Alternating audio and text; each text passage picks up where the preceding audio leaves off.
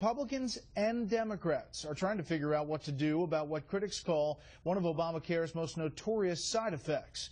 Chief National Correspondent Jim Angle with the latest plans to deal with the so-called death panels.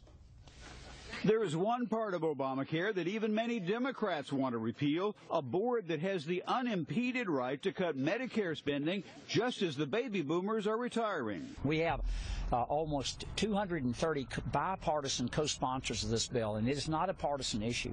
This is a bipartisan concern. The House passed a bipartisan bill 2 years ago to eliminate the IPAB with 27 Democratic votes, and even liberal Barney Frank co-sponsoring the measure. The reason so many oppose it is the president would appoint 15 people to IPAB who would limit increases in Medicare spending to 1% faster than economic growth.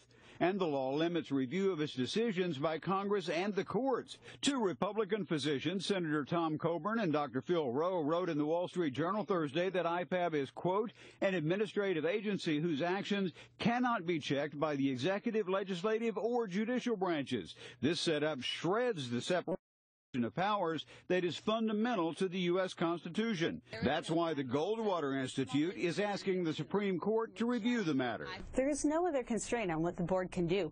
It could ration care, it can levy taxes, it could set price controls.